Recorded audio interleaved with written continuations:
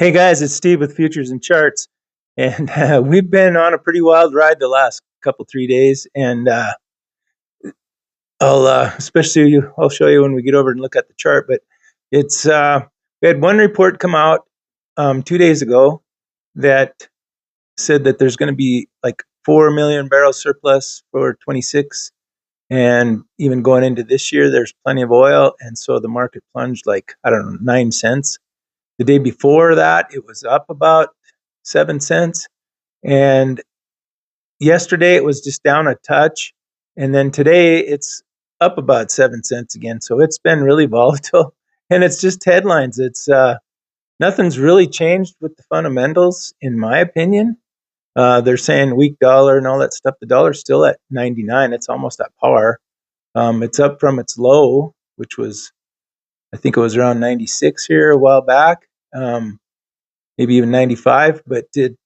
So the dollar's not that weak, but it's it's just weird how you can have these fluctuations day to day. So and it makes it hard when you're trying to purchase for your customers and things like that. Like just dealing with the situation right now, and we're just gonna wait. In my one of my videos earlier, I just talked about be patient, but if it's something that you need right away, you have to make that decision. Well, I'll just buy enough to get by for now and hope it gets cheaper later, I guess. But that's that's just how it is when you're trying to either market your wheat or buy your fuel, or it's kind of a crapshoot. But that's why we look at the charts, because we hope that we can see trends that will help us make decisions for further out. So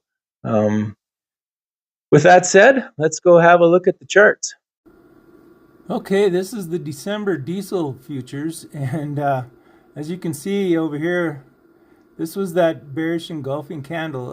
That bearish engulfing candle is a candle that starts out higher, opens higher than the previous day's close, and ends up closing below the starting point of the previous candle. So that's why they call it a bearish engulfing candle. It's usually a sign that things are going to go down. And of course, yesterday they did go down a little bit.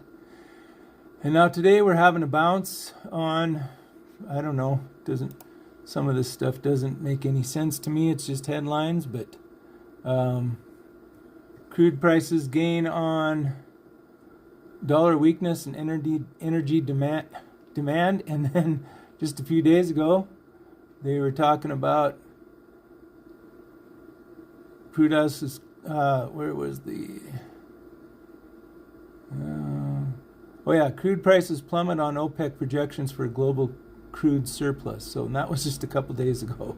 So things have a way of changing in the news market. So, and it does seem to have an effect. It's just really volatile. These are big moves, and usually, you have a move of 2 or 3 cents, kind of makes sense, but these have been big moves.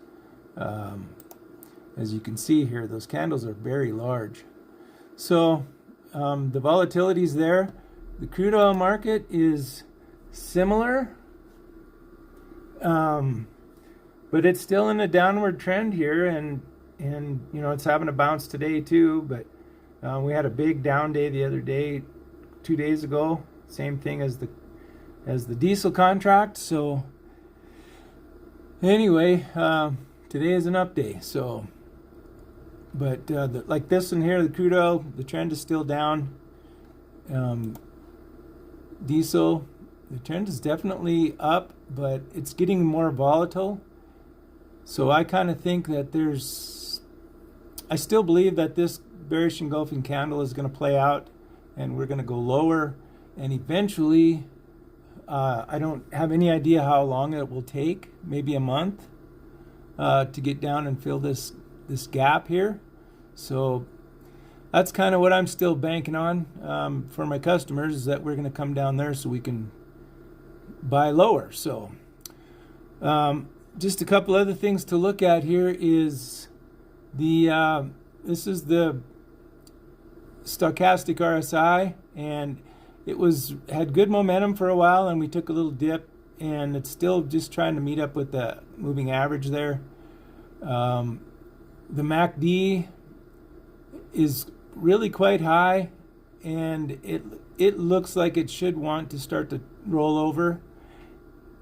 And this is just the RSI, and as you can see back here was back in June was the last time it got basically overbought, and we were a little bit overbought here just recently, and so we've already corrected down, but we're having, like I say, we're having this little bounce here. But as a general rule, we kind of trade in this range here, and so I actually look for it to come down, when it comes down to fill that gap in the chart.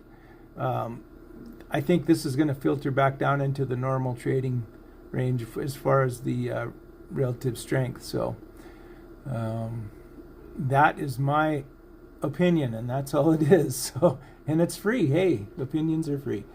But if you know what else is free, hitting that subscribe button, and that don't cost a thing, and you can listen to me jibber jabber 3 times a week. So anyway, hopefully this does help you, all kidding aside, and hope you guys have a great day and a good weekend, and we'll see you next week.